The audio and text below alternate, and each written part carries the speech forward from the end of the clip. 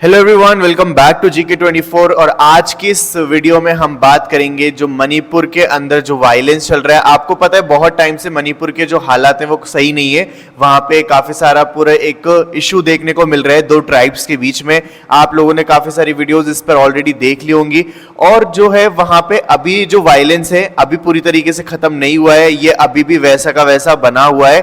और इसी को मद्देनजर रखते हुए जो मणिपुर की सरकार है उन्होंने क्या किया है, एक अफ्स्पा एक्ट होता है, ठीक है, क्या नाम होता है, अफ्स्पा एक्ट, उसको क्या किया है, एक्सटेंड कर दिया है। देखो अफ्स्पा एक्ट जो है, मणिपुर की government extended AFSPA act in hill district for 6 month. आगे के 6 महीनों के लिए क्या किया है गवर्नमेंट ने कि जो अफ्स्पा एक्ट है इसको आगे बढ़ा दिया है। तो इस वीडियो में हम देखेंगे कि क्या होता है ये अफ्स्पा एक्ट, ठीक है। और इसके अलावा इसके मतलब ये जो एक्ट है ये हमेशा से कंट्रोवर्सी में रहा है, ऐसा क्यों है, ठीक है, और पूरा इशू क्या है। एक बार मणिपुर के इशू को भी हम समझेंगे, ये भी समझना हमारे लिए इंपॉर्टेंट है और बहुत ही ज्यादा इंटरेस्टिंग ये सेशन होने वाला है, ठीक है। तो देखो सबसे पहले तो हम ये जानते हैं कि आखिर ये जो पूरी चीजें चल रही हैं इसमें अभी हुआ क्या है। तो देखो सबसे पहले जो न्यूज है वो क्या है, वो पहले एग्जैक्ट वो देख लेते हैं। तो मणिपुर की गवर्नमेंट ने अफ्स्पा एक्ट जो है वो हिल डिस्ट्रिक्ट हिल रीजन के अंदर क्या करा है, 6 महीने के लिए एक्सटेंड करा है। पहले तो आप देखो इस वाले वर्ड पे ध्यान दो, हिल डिस्ट्रिक्ट के अंदर, यानी ऐसी जगह जहां पे हिली एरियाज है, वैली वाला जो रीजन है वहां पे। अब देखो वेंसडे को जो अफ्स्पा जो हम बोल रहे हो ना उसकी फुल फॉर्म क्या है, armed forces special power act, ठीक है। ये जो है अफ्स्पा एक्ट की फुल फॉर्म होती है। तो ये जो है पूरे के पूरे स्टेट में लागू तो कर दी है, लेकिन अभी भी 19 पुलिस स्टेशन ऐसे हैं जो अफ्स्पा के दायरे में नहीं आते हैं, ठीक है, जो कि 7 डिस्ट्रिक्ट्स में मतलब आते हैं। ये पूरे 19 पुलिस स्टेशन ऐसे हैं जो मतलब 7 डिस्ट्रिक्ट में आते हैं और अफ्स्पा के दायरे से बाहर है। तो ये जो चीज है ये भी आपको ध्यान में रखनी है कि ये पूरे मतलब स्टेट में ही लागू हो चुका है, लेकिन सिर्फ इसके अलावा। अब देखो ये जो अप्लाई हुआ है, इसके जो एप्लीकेशन है, ये जो एक्ट है अफ्स्पा एक्ट, इसकी केवल हिली रीजन में, और हिली रीजन में कौन रहते हैं, ये रहती है मेटी ट्राइब, ठीक है। कौन सी ट्राइब, मेटी ट्राइब। अब देखो मैं थोड़ा सा आपको बताना चाहूंगा कि आई नो थोड़ा सा कंफ्यूजिंग आपके लिए हो सकता है, बट डोंट वरी, हम समझेंगे कि क्या है मेटी ट्राइब और कौन सी दूसरी ट्राइब है जिसके बीच में ये पूरा का पूरा वायलेंस चल रहा है, ठीक है। तो देखो सबसे पहली जो आपकी कंटेंडर है ना जिसके बीच में ये वायलेंस चल रहा है वो तो आपकी है ये वाली ट्राइब जिसका नाम है मेटी ट्राइब, ठीक है। अब थोड़ा सा बात कर लेते हैं कि आखिर हो क्या रहा है मणिपुर में, क्यों ये अफ्स्पा एक्ट लाने की जरूरत पड़ी या फिर इतने टाइम से चल क्या रहा है, सॉरी। तो देखो अब जो है एक बार हम क्या करेंगे, थोड़ा सा एक बार ब्रीफ में समझने की इसको कोशिश करेंगे। तो देखो आप इसको ऐसे समझो कि हम क्या समझते हैं, एक बार इसको समझने के लिए हम एक डायग्राम रिप्रेजेंटेशन लेते हैं। तो मान लो ये कोई आपका एक प्लेग्राउंड है, ये जो पूरा प्लेग्राउंड है ना आप इसको नाम दे दो मणिपुर, ठीक है। ये आपने इसको नाम दे दिया मणिपुर। अब ये जो पूरा प्लेग्राउंड है ना इसके अंदर ये वाला जो एरिया है ना ये है आपका मैदान जहां पे खेल होता है। अब देखो इसके अंदर 2 हिस्सों में ये बट गया, एक तो हिस्सा ये वाला, ठीक है, और एक हिस्सा ये वाला, ये 2 हिस्सों के अंदर डिवाइड हो गया। अब यहां पे ये जो एरिया है ना ये मान लो आप हिली एरिया है, ठीक है, और ये जो एरिया है ना ये वो एरिया है जो वैली वाला एरिया है, ठीक है। अब देखो यहां पे हम डेमोग्राफी की बात कर लेते हैं कि कौन सी कम्युनिटी कौन सी मतलब किस साइड रहती है। तो देखो जो हिली वाले एरिया है ना यहां पे एक कम्युनिटी रहती है, जो ट्राइब रहती है जिसका नाम है कुकी ट्राइब, ठीक है। और यहां जो वैली वाला जो रीजन है ना ये वाला, इसके अंदर रहती है मेटी ट्राइब। अब देखो यहां पे क्या है कि जो कुकी ट्राइब है ना इनको स्टेटस मिला हुआ है एसटी का, यानी शेड्यूल्ड का ट्राइब, ठीक है, शेड्यूल्ड ट्राइब। और यहां पे जो मेटी लोग है ना इनको जो मिला हुआ है स्टेटस वो मिला हुआ है शेड्यूल्ड कास्ट, यानी एसटी का, एससी का, ठीक है। अब देखो यहां पे प्रॉब्लम क्या है, यहां पे प्रॉब्लम ये आ रही है कि ये जो लोग है ना मेटी लोग ये इस वाले रीजन में रहते हैं, ये सर्कल वाले में। अभी कहते हैं कि हम जो हैं हमें भी क्या चाहिए, एसटी वाला जो है टाइटल चाहिए। क्यों चाहिए हमें, क्योंकि हमें जो है इस वाले रीजन में आके जमीनें खरीदनी है, हम ये यहाँ पे जमीनें नहीं खरीद पा रहे। और हो क्या रहा है कि जो म्यांमार के लोग हैं जो कुकी ट्राइब के हैं, जो म्यांमार में रहते हैं, वो मणिपुर में आते हैं और इस जगह पे जमीन खरीद लेते हैं। लेकिन हम लोग जो इस एरिया में रहते हैं, जो मणिपुर में एक्चुअली रहते हैं, हम लोग ही क्या कर पा रहे हैं, इस वाले एरिया में जमीन नहीं खरीद पा रहे। तो हमें भी क्या चाहिए, एसटी वाला टाइटल चाहिए। तो सरकार से ये लोग कहते हैं, डिमांड करते हैं मेटी वाले लोग कि हमें क्या चाहिए, एसटी का दर्जा चाहिए।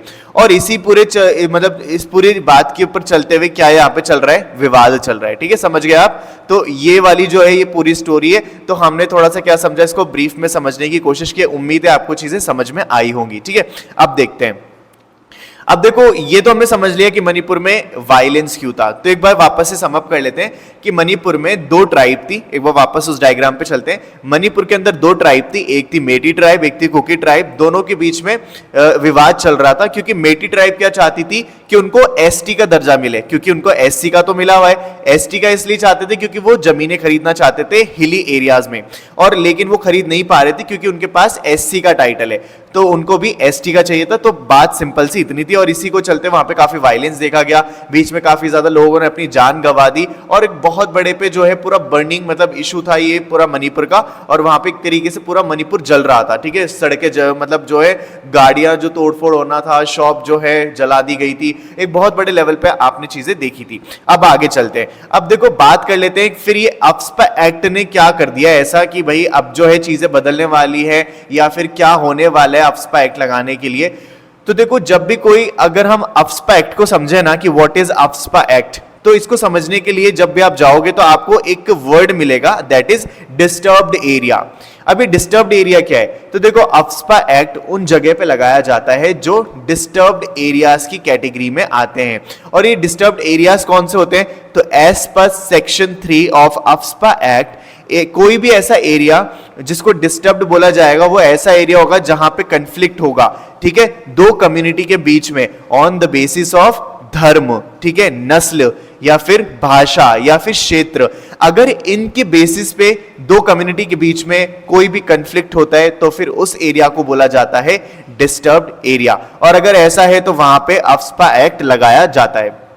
ठीक है, लेकिन ये जो अफ्स्पा एक्ट है ना, ये लगाया तो जाता है, लेकिन ये इतना ज्यादा कंट्रोवर्शियल रहा है ना कि इसकी आलोचना टाइम टू टाइम होती ही रही है। और जब भी ये अप्लाई होता है इसकी हमेशा आलोचना होती है, क्योंकि ये एक्ट के प्रोविजन जब आप सुनोगे ना तो आपको भी बहुत शौक होगा कि इस टाइप का एक्ट जो जिसको एब्सोल्यूट पावर दे देता है, तो ये वाला एक्ट जो है कहीं ना कहीं बहुत ज्यादा गलत भी है, क्योंकि ये हमारे बहुत सारे राइट्स का हनन करता है। वो कैसे, वो मैं अभी आपको बताऊंगा। लेकिन उससे पहले मैं चाहता हूं कि एक बार हम क्या करें, हिस्टोरिकल बैकग्राउंड देखें अफ्स्पा का, कि ये जो एक्ट है, ठीक है, वो आया कैसे।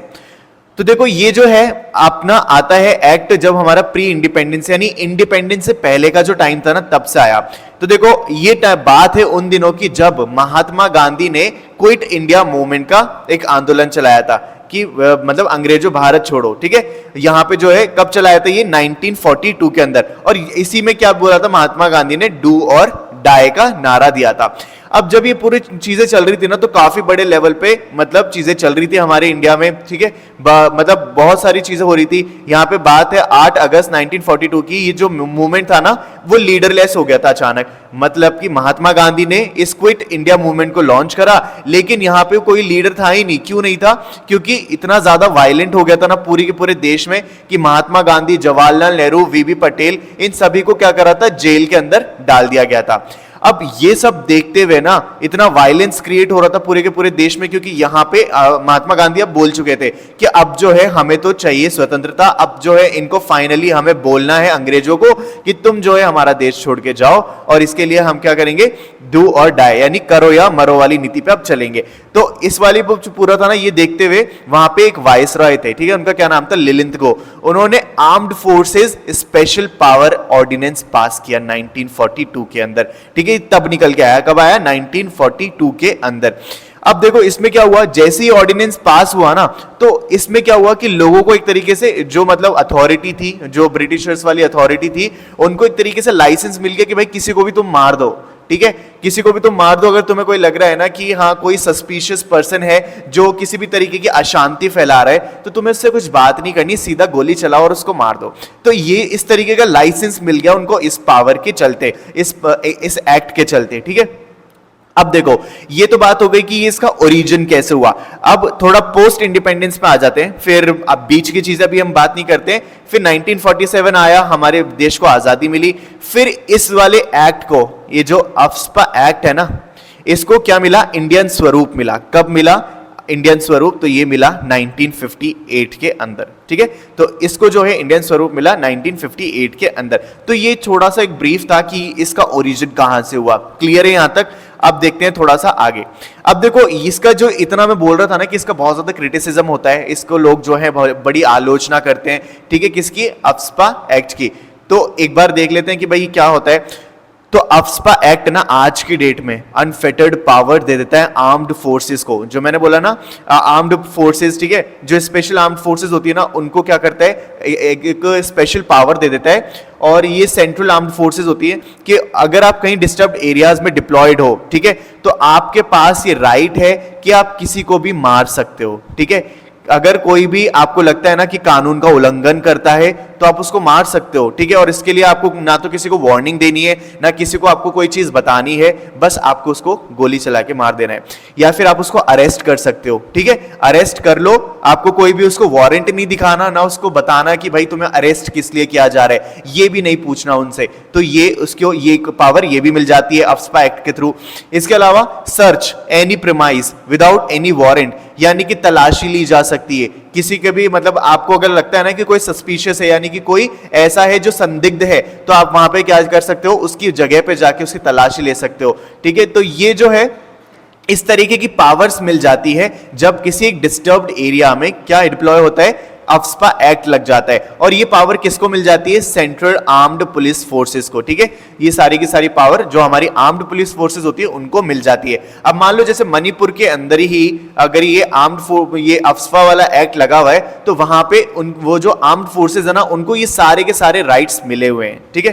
तो ऐसे टाइम पे मतलब आप समझ रहे हो कितना मुश्किल हो जाता होगा लोगों के लिए वहां पे मतलब चल पाना, बोल पाना, क्योंकि यहां पे तो केवल शक के आधार पे भी मार दिया जाएगा।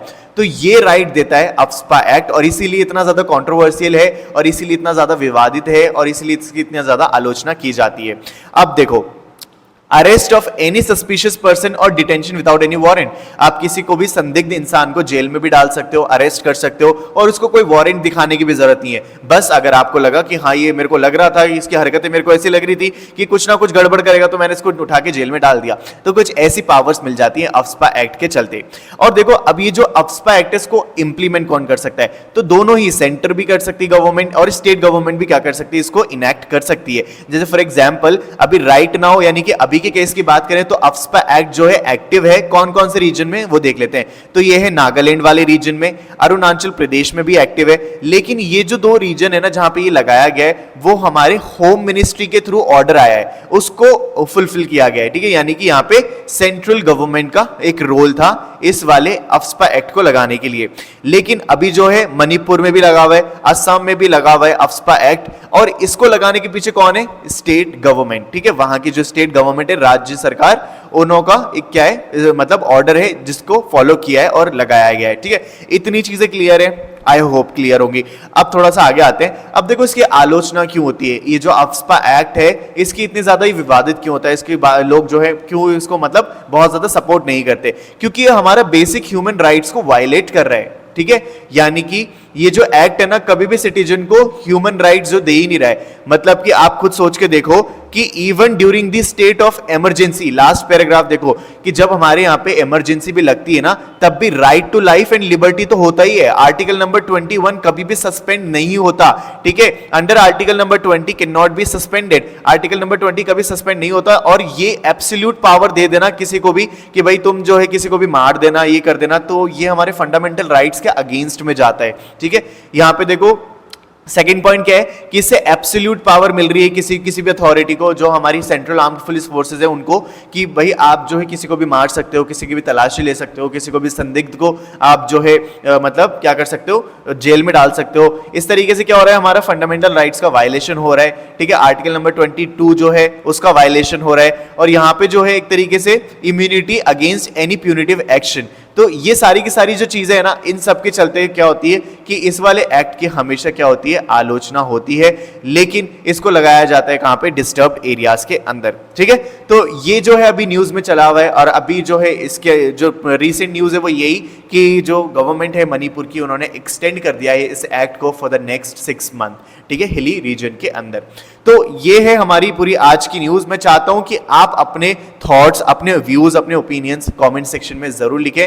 मुझे बताएं कि आप क्या मानते हो अफ्स्पा एक्ट के बारे में जो अभी ये रिसेंटली इंप्लीमेंट हुआ है, और क्या आपको चीजें समझ में आई, क्या आपको पता समझ में आया कि मणिपुर में क्या चल रहा है, जो हमने डायग्रामेटिक रिप्रेजेंटेशन से समझने की कोशिश करी। क्योंकि ऑलरेडी काफी टाइम से चला हुआ है, तो मैं ये एज्यूम कर रहा हूं कि आपको थोड़ा आइडिया होगा, लेकिन नहीं भी था तो आपको पता चल गया होगा कि क्या है पूरी मणिपुर की स्टोरी, ठीक है।